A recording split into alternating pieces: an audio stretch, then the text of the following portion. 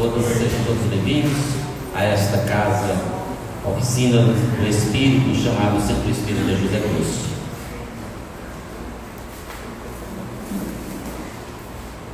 Como em todos os nossos estudos, nós sempre iniciamos com uma prece.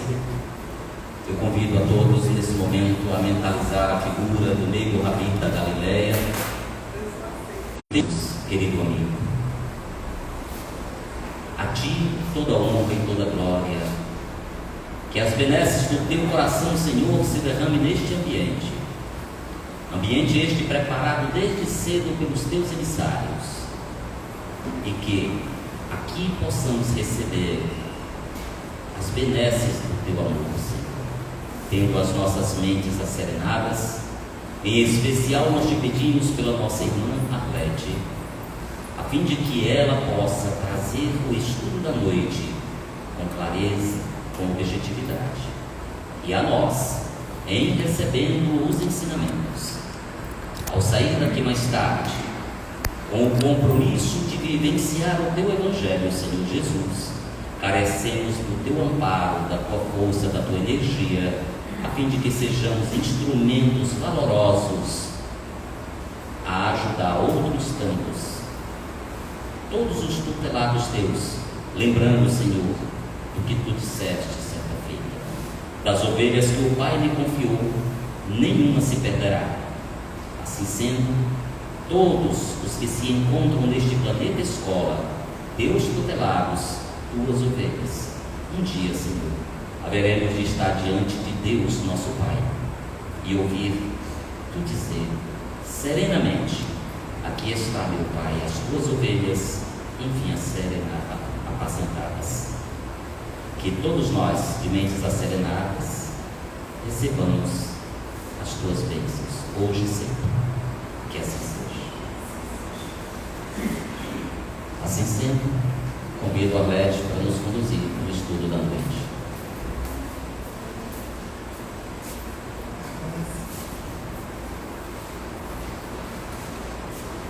Queridos irmãos, um abraço fraterno a todos.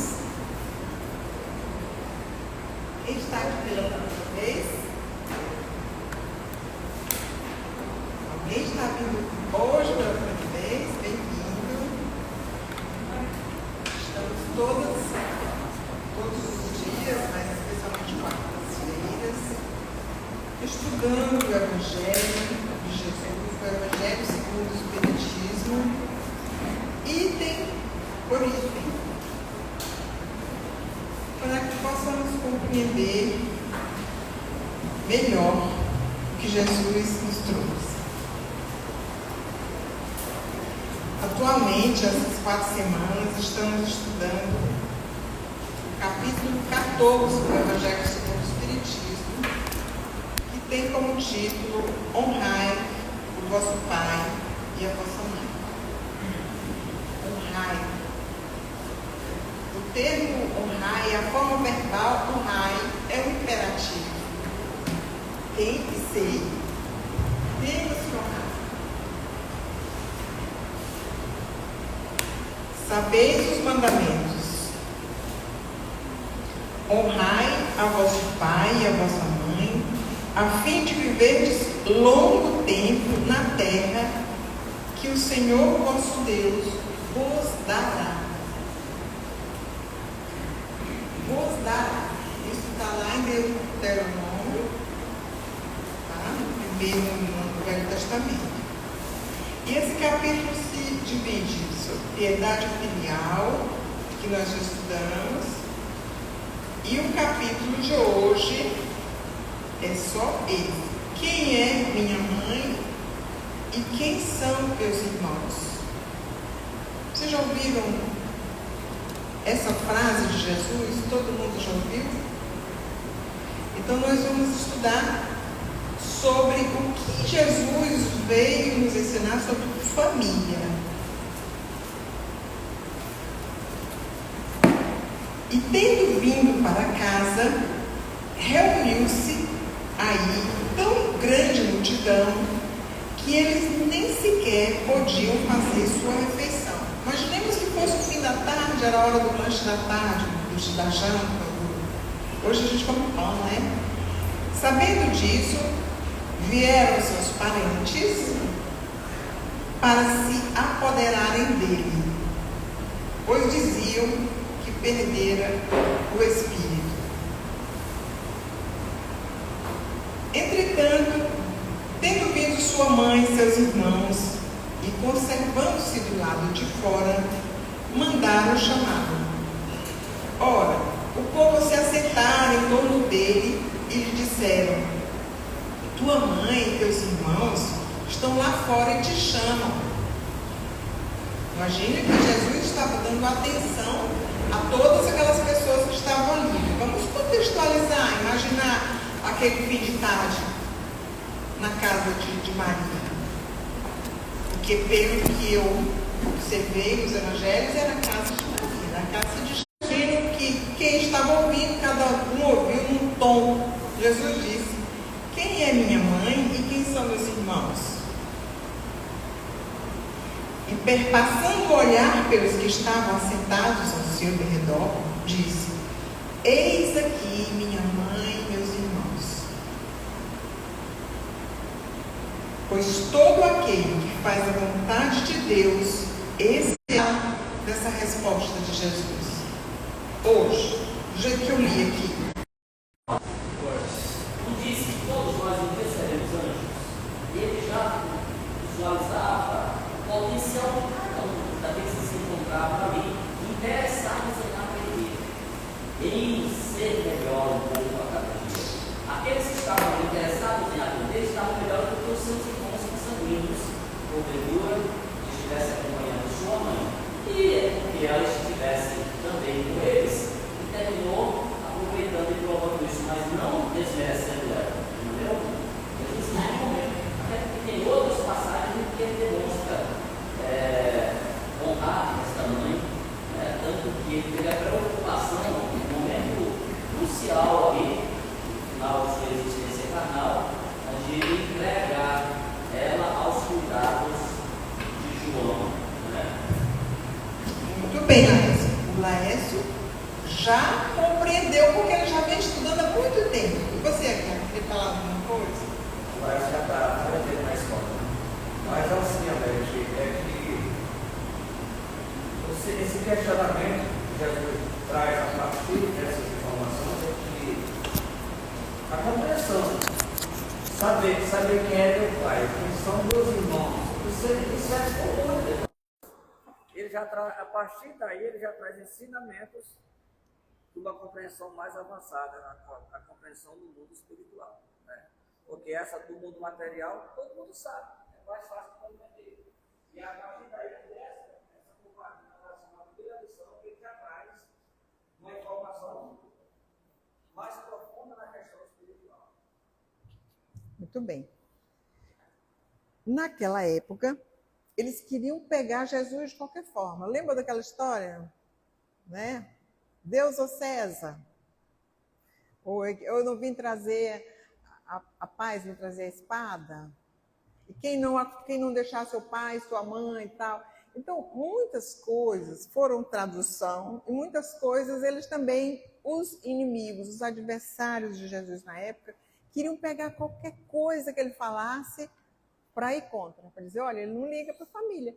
E conta-se a história, eu hoje estava lendo o Severino Celestino, sobre a cultura dos judeus, eles são muito família, muito cheio de regras, de cuidados mesmo. Imagina Jesus, aquele ser superior, que não é nem desse mundo, né? A família dele é bem acima de tudo isso que a gente está pensando. Então é só para descartar esse mal entendimento que possa ainda existir. Imagina que Jesus disse assim, e quem é minha mãe? Quem são? Eles lá não estão com nada, são vocês. Jesus não falou nesse tom, nunca vocês podem imaginar que Jesus, esse ser superior, que desde que o mundo começou foi ele, né, ia tratar dessa forma a sua parentela, os seus parentes materiais, né? Existe a família material, que é obrigatória, é transitória, é essa que a gente vive, né? Existe a família espiritual e existe a família universal, a qual Jesus já está nessa, né? Jesus é o universo. Então, essas muitas coisas do que Jesus falou e está nas Escrituras, a gente estuda aqui no Espiritismo já à luz do Espírito de verdade, que são espíritos que conviveram com Jesus, espíritos com uma bagagem muito maior. Imagina essas traduções que vieram ao longo do tempo. Conta-se até que, nos primeiros 3 séculos, eles queriam separar Jesus da família material dele. E tinha tantas outras implicações políticas ali que deturparam ao longo do tempo a árvore do Evangelho. O Espiritismo vem trazendo. Às vezes vocês veem a gente comentar coisa que, porque lá do livro do Humberto de Campos. Quando a gente sai desse espaço-tempo, dessa dimensão, nós podemos ver tudo que já passou e o que pode vir para frente. Nós, não seres comuns, igual nós, talvez não consigamos. Mas quando Humberto de Campos fala lá daquele encontro dele, daquela passagem de Maria, já no fim, no último capítulo do livro Boa Nova, que é uma obra-prima, que é como se o Espírito estivesse vendo naquela época, aquela vivência de Jesus, que Maria, já velhinha, lá em Éfeso, porque ela foi morar com João, essa história que o Laércio falou, da família, né? Que Jesus entregou Maria para João como família. João, o discípulo dele, não o João Batista, João Evangelista, aquele mesmo que escreveu o Apocalipse. Quando lá no Calvário, Maria ali sofrendo, se acabando, chorando, João chega, toca nela, e Jesus fala: João, eis aí tua mãe. Mãe, eis aí o teu filho. Ou seja, a partir dali, ele reforçou aquele laço de família, né? Que não era mais tão consanguíneo. O João era parente mais distante, mas não era um parente, né? Um filho. Certo? Então, durante toda essa lição, ele quer falar disso, dessa família espiritual, dessa fraternidade universal que nós devemos buscar. Tá? Então, lá naquele último capítulo, o Humberto de Campos conta que naquele dia chegou um mendigo lá, um maltrapilho vestido, e conversou com ela, e ela recordou o filho, infanto. E aí, no final, ele mostrou as mãos e os pés, com as marcas da cruz. Era o filho, era Jesus que veio buscá-la naquele dia. Depois se soube que Maria tinha desencarnado, né? Então, esses livros que a gente vê, que nós, humanidade, temos acesso hoje, só Chico Xavier escreveu mais de 400 livros, de uma fidedignidade incrível. Nós não vamos ter tempo, o resto da encarnação toda, de ler essa obra. E essa obra pode transformar as nossas vidas. Todo mundo já leu uma obra dessa do Chico Xavier? É melhor que a gente não tenha tempo mais para buscar outros para ler, porque eu, da minha idade aqui para frente, não posso mais ficar lendo outros médios que não o Chico. Reler toda aquela obra, que é uma coisa fantástica, né? E aí, quem não é espírita pensa: como é que esses espíritas metidos a besta querem saber de tudo isso? Como é que esse homem que viveu no século passado viu o que Jesus falou? Então, nós vamos falar hoje disso. Isso era muito curto. Me deram só esse assunto. O outro, o Aguiar vai falar semana que vem, que é a parentela material e espiritual, né? Então, não vou entrar nessa assim, só umas beiradinhas, viu, Aguiar? A próxima vai ser a parentela corporal e a parentela espiritual. Mas hoje nós vamos dar uma pincelada sobre família. Toda a natureza é constituída de família. Desde as bactérias, os animais menores, as plantas, até chegar no reino animal. E hoje, já faz um tempo, a gente fala no reino hominal. Porque o reino hominal é um reino especial, muito cheio de responsabilidades. Porque Deus colocou aquele chip do instinto que todos os animais, todos os vegetais e até mesmo nos minerais se encontram essas forças, nós ainda temos o instinto, mas nós temos muito mais forte hoje a razão, o raciocínio. Nós somos seres inteligentes, diferentes. E ele nos colocou aqui com esse dom, com essa razão, com esse livre-arbítrio, para construirmos a nova humanidade, o novo reino, a nova família. Então, cada um de nós aqui temos essa responsabilidade. Antes os casamentos eram feitos, ele já escolhia por combinações de interesse, né? Ou a menina precisava de não tinha um pai que precisava de alguém para proteger. Hoje os casamentos estão diferentes. Nós temos muito mais liberdade de escolha, nós temos direito até de conhecer, conviver, mas junto com esses direitos vem muitos deveres. Nós devemos nos planejar, não só para a construção material, que hoje eu já vejo muitos jovens já pensam na casa que vão morar, pensam já na educação do filho. Atrás eu não pensei nem um pouco, não me arrependo nem um pouco, eu deixei tudo por conta do divino e aconteceu, né? E dentro desse planejamento, o mais importante não é a construção material. Se nós não deixarmos para o nosso filho nada material, nem mesmo a faculdade, a escola, mas nós fizermos ele se aproximar de Deus, aí já cumprimos o nosso dever, tá? Aí nós já estudamos isso aqui, já entendemos o que Kardec disse, né? Quanto à sua mãe, ninguém ousaria contestar a ternura que ela dedicava a ele. Quanto aos outros da família, pouco se escreveu. Eu dei uma pesquisada assim, pouco se escreveu sobre eles.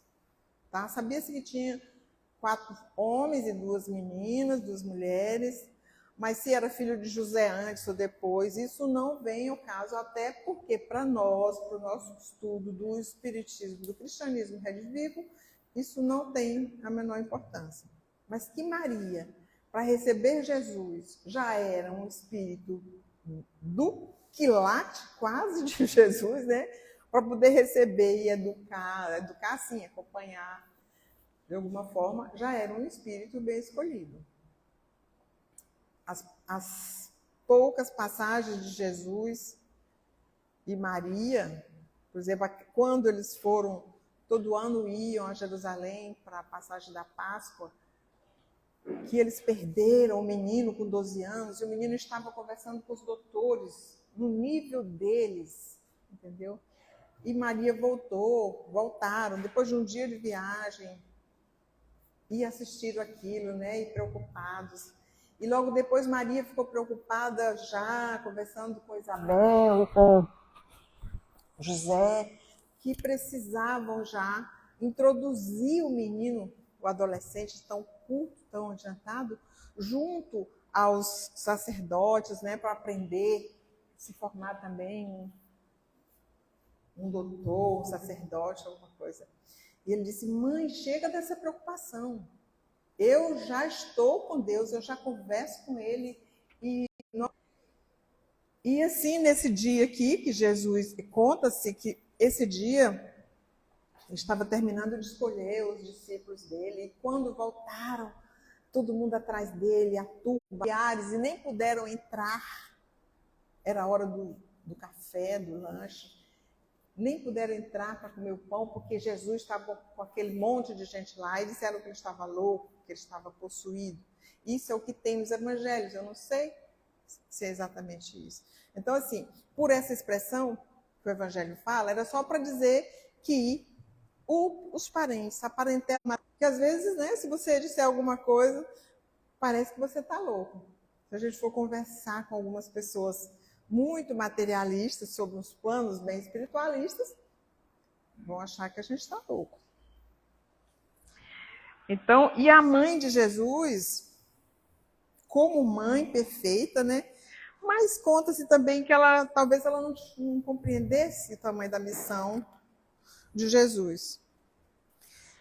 Ele, em nenhuma ocasião, desprezava de dar um ensino. Então, naquele momento, como grande mestre que ele é, e o único título que ele aceitou, ele deixou a grande lição de que os nossos irmãos são toda a humanidade. E, principalmente, claro, começa com os que pensam com a gente, né? Nós que estamos aqui, pensamos mais ou menos tanto. E aí, pensando ainda nos novos casamentos, né? Vocês jovens, aí eu estou com vontade de voltar de novo, depois que eu fiz esse estudo aqui, eu digo, oh meu Deus, errei tanto, pisei na bola tanto que eu queria começar de novo. Mas eu sei que vou poder conversar. Mas vocês que ainda estão nesse projeto de família, né? É bom ter essa consciência do que é o casamento, o que nós vamos fazer de construção para essa família invisível, para essa coisa invisível, que é a parte moral. Porque a casa, o carro, as heranças, isso, tudo vai virar pó, tudo. Mas o que nós nos transformarmos e possibilitarmos a transformação dos que estão sob a nossa tutela, ficará para sempre. Porque a família é um projeto de expansão nos dois planos.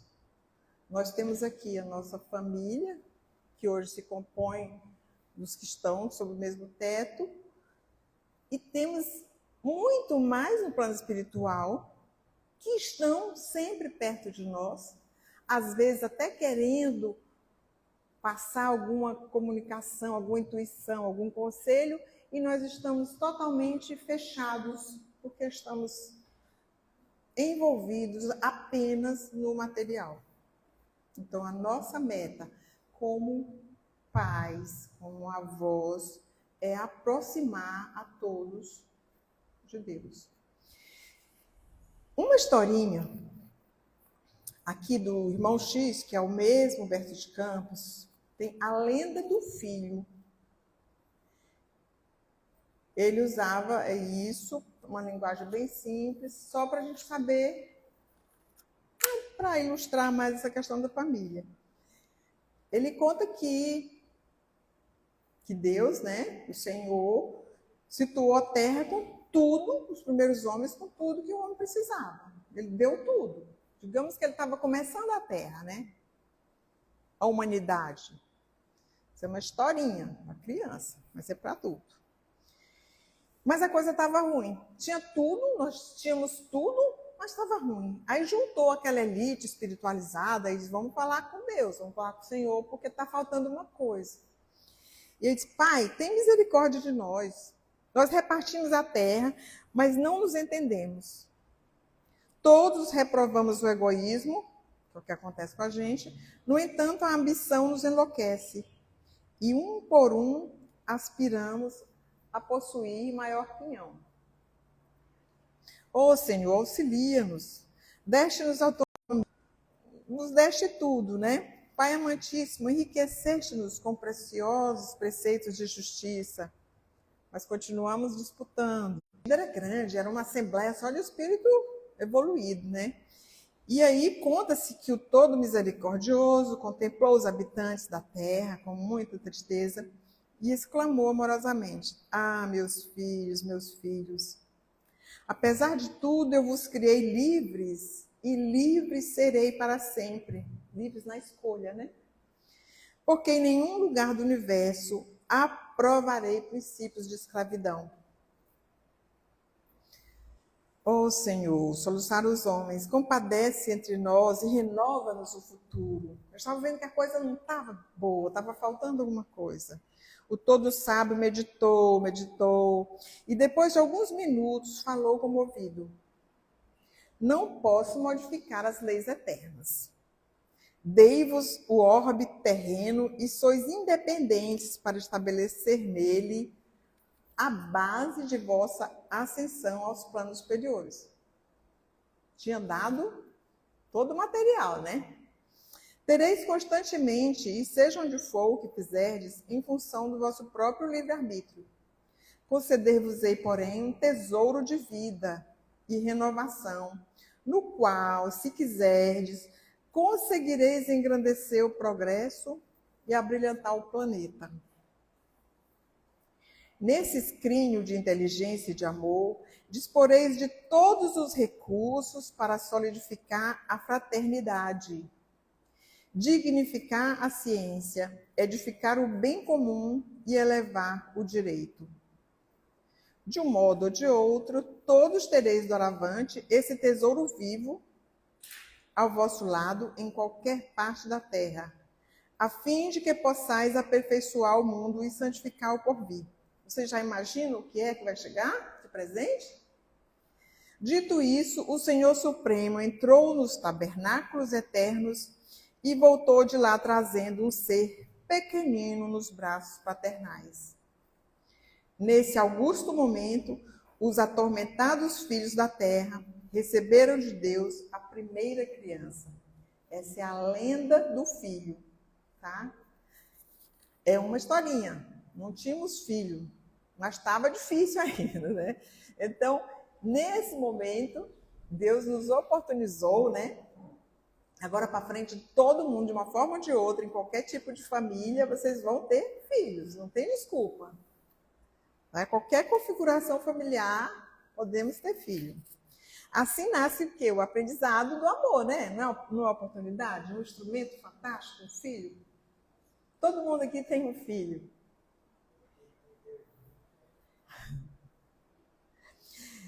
Fraternidade pura e simples, amparando-nos mutuamente. Então tá, chegou o filho, e agora? Nós estamos prontos para isso? A nossa casa está pronta?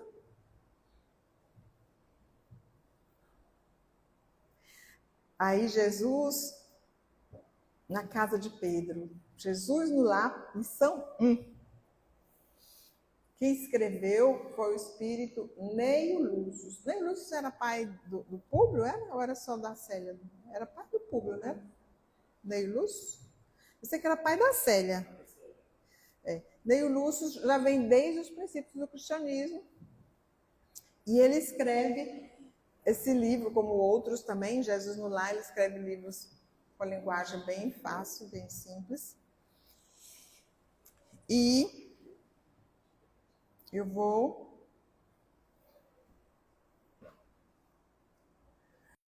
porque eu não consigo passar tão bonito como ele falou.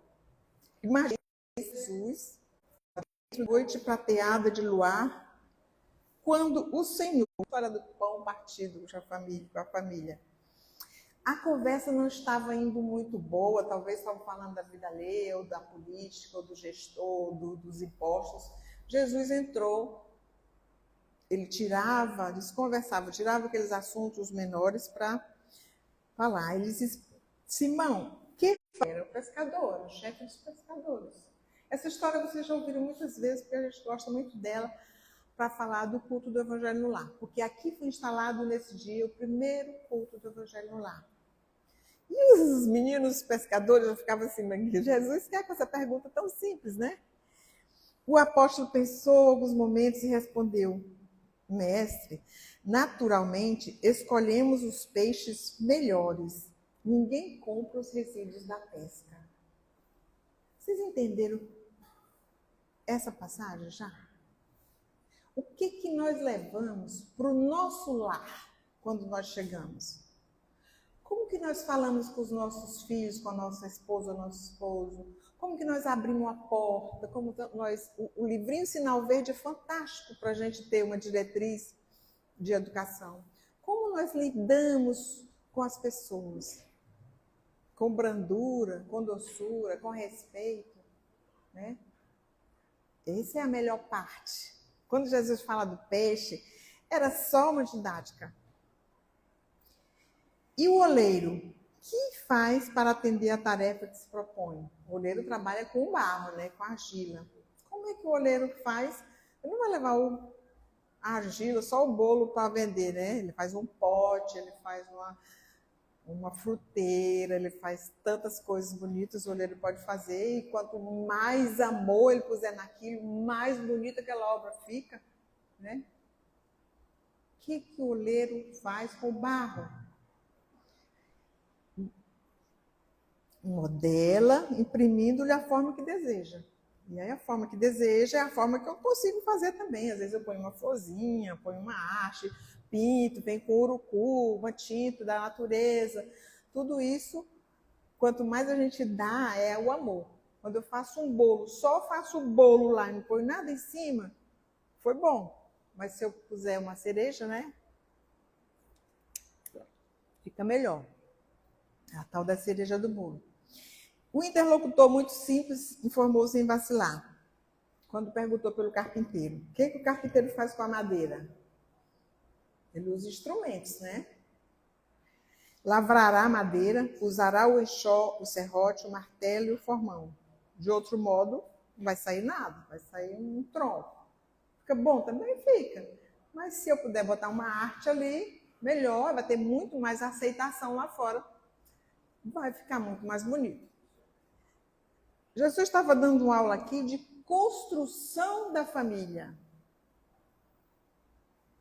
Como é essa família que ele veio ensinar a construir? Nós vamos cuidar das coisas invisíveis. A gente às vezes hoje ensina, bom dia, muito obrigado, por favor, com licença. Mas às vezes é tão maquinal que a criança nem sabe o que está fazendo aquilo, né? Aí Jesus calou por alguns minutos e disse: assim também é o lar diante do mundo. O berço doméstico é a primeira escola e o primeiro templo da alma. A casa do homem é a legítima exportadora de caracteres para a vida comum. É aqui dentro de casa que a gente constrói isso. Se o negociante seleciona a mercadoria, se o marceneiro não consegue fazer o barco sem aperfeiçoar a madeira aos seus propósitos, uma cadeira, móveis, como esperar uma comunidade segura e tranquila sem que o lar se aperfeiçoe? Veja o tamanho da responsabilidade de um casal que vai construir um lar, de nós avós que estamos numa constante construção, porque se eu não fiz todo esse tempo para trás, eu posso fazer a partir de hoje, né? Se não aprendermos a viver em paz entre quatro paredes, como aguardar a harmonia das nações? Tudo começa no lar, tudo começa na família. Se nos não habituarmos a amar o irmão mais próximo, associado à nossa luta de cada dia, como respeitar o eterno Pai que nos parece distante? Jesus relanceou o olhar pela sala modesta, fez pequeno intervalo e continuou. Pedro, acendamos aqui em torno de quantos nos procuram a assistência fraterna, uma claridade nova. A mesa da tua casa é o lar de teu pão. E aqui ele está falando de material, mas ele estava falando principalmente do invisível, do espiritual.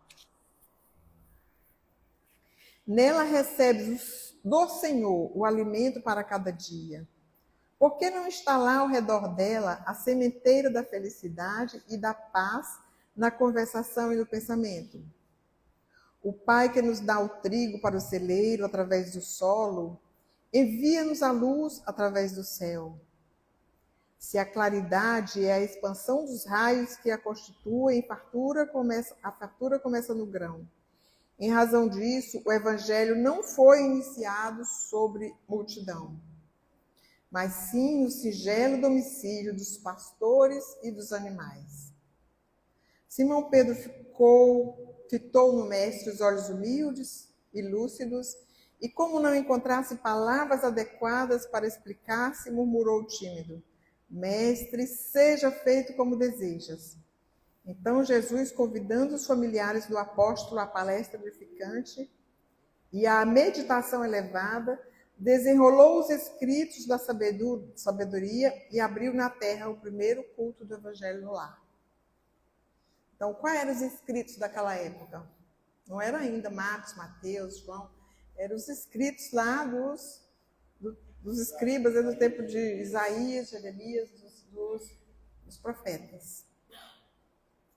Então, nós estamos vendo aqui as duas dimensões da família. Ele falou o tempo todo no material e no espiritual.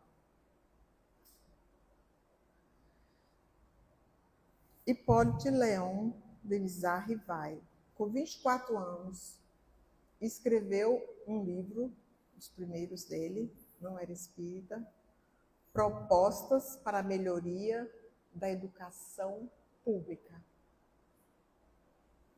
E dentro destas propostas, ele falava de como conduzir, porque desde o bebê te vê repetir gestos, ou um tique, esse dia, né? Às vezes um tique que o pai tem, alguma coisa, o bebê vem e já vai aprendendo. Outras coisas mais, tantas que nós fazemos inconscientemente, que os nossos filhos repetem. Uma vez eu me perguntei, onde é que essa menina aprendeu a enxugar a mão na saia? Alguém faz isso aqui? Alguma mulher de cozinha? Acho que não, só eu mesma. Onde que essa menina aprendeu a enxugar a mão na saia? Aí, eu, lendo essa história de Kardec, né? Falei, tá aí. É porque nós fazemos uma atmosfera psíquica.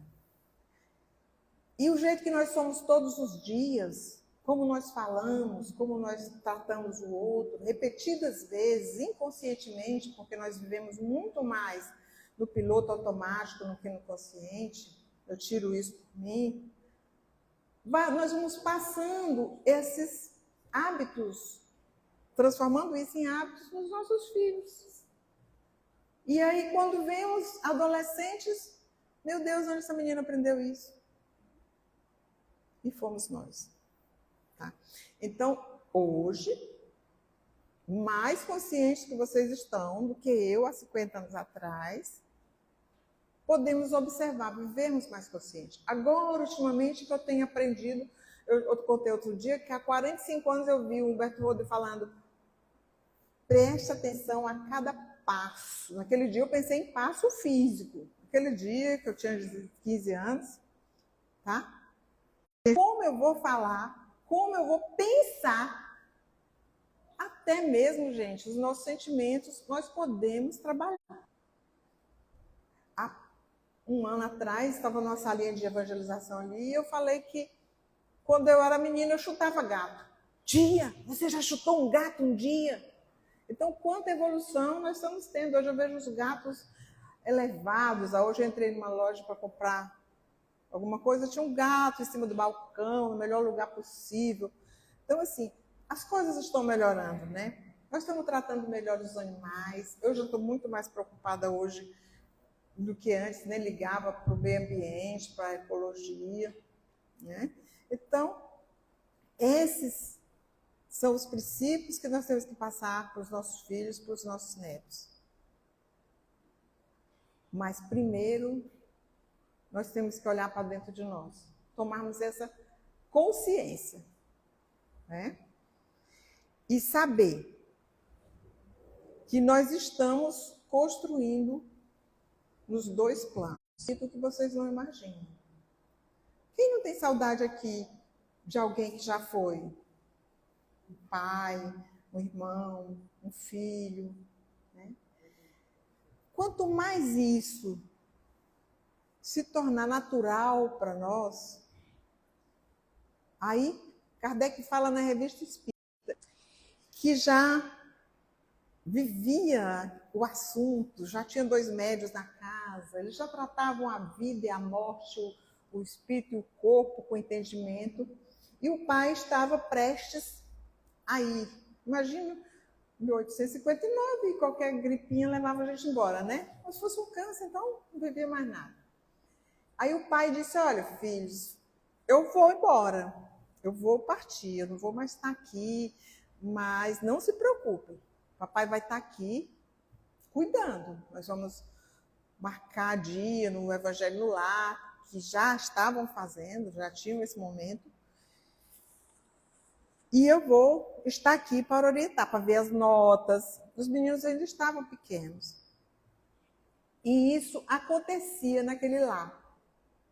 Não sei que periodicamente, se uma vez por semana ou uma vez por mês, esse pai vinha, conversavam naturalmente, sinceramente, barreira entre nós e a espiritualidade. Tá? É preciso que nós nos espiritualizemos, nós oremos e vigiemos para ver como estão os nossos sentimentos e termos perseverança e levar as coisas com consistência, devagar e sempre.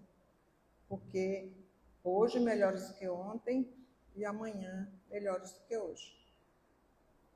Todo mundo já faz o Evangelho no Lar? O Evangelho no Lar é um farol que nós acendemos na nossa família. E onde há luz, existem espíritos de todo jeito. Tem os espíritos atrasados, com os sentimentos inferiores, que as igrejas até chamam de demônio, mas nós sabemos que são irmãos nossos do mesmo tipo, que com o Evangelho no Lar, eles se evangelizam conosco, ou eles vão embora porque, o Michael está muito carola, muito beato, não vou ficar mais aqui, não estou gostando. Vai embora, o direito dele. Ou um que estava ali só por gostar de nós, né? Por algum motivo, magnético, fluídico, né? Vai aprendendo com a gente. Então, o Evangelho lá, gente, uma vezinha por semana já é uma ajuda e tanto, porque ilumina, segundo os espíritos, não só a sua casa, seu bairro, seu prédio. Dependendo do tamanho da sinceridade, um elemento só pode transformar uma cidade inteira. Nesse ponto, a gente poderia até lembrar de uma personalidade, aliás, duas, pai e filho.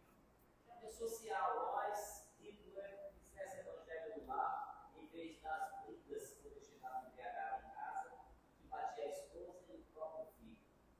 Tendo ele que sair de casa ainda muito cedo, para tentar ser um soldado, tentar ser um artista, frustrado, e depois, aos 19, de idade, e está comprometido espiritualmente, sabe lá por quantos séculos ainda, e esse pai, a lógica como está? Diante da falha, ele não tem trazido Jesus para dentro de casa. Então, é tão bom a gente poder pensar assim. Essas pessoas que o Lécio citou, elas estão sob a misericórdia do Pai. E elas vão nascer em algum lugar difícil, talvez, onde não tenha nem panela, nem fogo, nem ar-condicionado, nem pensar, internet, né? Vão nascer em outro lugar, com outras experiências, ajudando, quem sabe, uma região, um planeta, mas vão aprender a duras penas. E nós não precisamos mais sofrer tanto, gente. Pedro fala que o amor cobre a multidão de pecados. Pecados são enganos, não existe a palavra pecado no Espiritismo, a gente está puxando ele da Bíblia. Mas os nossos enganos, os nossos acertos, porque eu acredito que tudo que nós fizemos de desacerto foi por ignorância, por falta de conhecimento de alguma forma. Ninguém faz as coisas ou tem um parafuso a menos, né? Tem essas coisas. Nós temos alguns problemas também psiquiátricos que podem nos fazer cair em muitos erros, né? Então, o Evangelho de Jesus é diretriz segura. E é treinando todo dia. O livrinho Sinal Verde, até eu vi ali, gente, Sinal Verde. Leve para casa de vocês. Acordar alguém, uma visita que você vai fazer. É educação, porque às vezes nós não recebemos dos nossos pais, porque nem sempre os nossos pais sabem mais do que nós. Às vezes nós somos mais antigos, mais instruídos, né? Esses pais foram os que nós vamos aprender. E é no Espiritismo, sem fazer proselitismo, eu acho que todas as religiões são ótimas e quem está lá está no lugar certo, mas vocês que já frequentam aqui é porque já têm condições de entender essa linguagem. E essa linguagem é muito transformadora, tá? Então nós estamos concluindo, que é sua, e vamos passar para fluidoterapia através do passe. Tá? O que é o passe?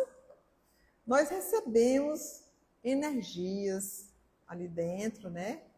A palavra fluido, quando Kardec usou fluido, não tinha a palavra energia ainda.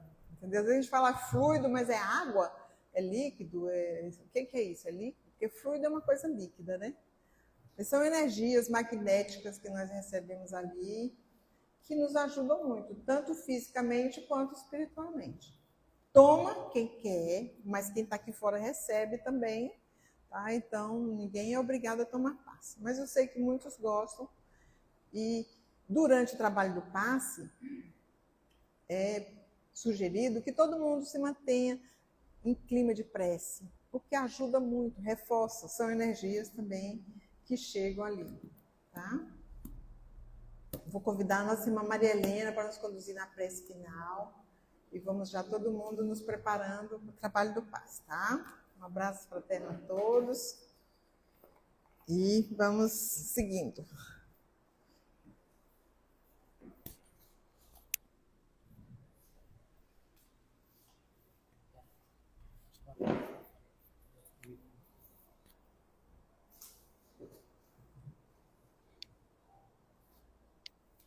Tudo bem. Amei sua palestra hoje. Meus irmãos, boa noite.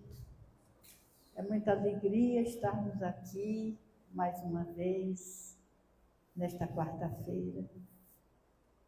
Todos unidos por uma motivação só. Chegar mais perto de Deus. Permitir que Jesus chegue junto de nós. Que passe a mão na nossa cabeça. Que nos ofereça o seu abraço, que nos diga que está acompanhando os nossos problemas, as nossas preocupações. Está dizendo, meu filho, minha filha, lembre que na minha despedida, eu disse algo que as igrejas repetem, mas de uma maneira sem pensar na essência do que eu falei. O que Jesus disse? Não vos deixarei órfãos, estarei convosco até a consumação dos séculos. Nós sabemos, Jesus querido, que a prece é aquela escada que nós utilizamos para subir com ela e nos encontrar contigo. Mas a prece também pode ser o trabalho feito com honestidade, com amor, com carinho. Conta-se, Senhor Jesus, que alguém que lavrava a terra ouviu de um companheiro, você sabe orar? Ele respondeu, sim. E para você, o que é orar? Para mim, orar é arar. E ele estava certo. Porque arar significa trabalho, para aproveitar a terra, os benefícios que ela nos dá. A oração faz com que os nossos anjos de guarda falem aos nossos ouvidos, muitas vezes dando-nos orientação sobre como devemos andar. Senhor Jesus, querido amigo, aqui estamos finalizando essa noite de profundas reflexões sobre a família. E como é necessário compreender o Senhor, já que a sua família era a família planetária, a nossa família também deve ser. Deve ser o nosso vizinho, o nosso amigo, o nosso irmão, o nosso desafeto. Deve ser aquele que acredita em algo que nós não aceitamos. É aquele que diz, Senhor, que a salvação está na fé. O outro diz que está nas obras. Nós, os espíritas, dizemos que a salvação está na fé e nas obras. Que na mesma balança elas chegam a um acordo comum. Abençoe, Senhor, aos seus filhos que aqui se encontram. E que nesse momento, essa chuva de bênçãos luminosas que caem sobre a cabeça de cada um, abençoe também toda a humanidade. Porque o Senhor Jesus é uma usina de luz que o Senhor mesmo produz. E um raio do vosso amor, como nos diz a prece de Cáritas, pode abrasar a terra. E nesse momento de transição, onde a turbulência ecoa nos 4 cantos do mundo, estamos precisando muito da sua intervenção. Apazigua as nossas ansiedades, Senhor. Fortalece as nossas convicções. Abençoa os nossos ideais. Agradecemos aos nossos benfeitores que aqui estão presentes. Agradecemos ao Deus Todo-Poderoso, a Ti, Jesus, e a nossa boa Mãe, Maria Santíssima, pedindo que continues conosco, hoje e sempre, e que assim seja.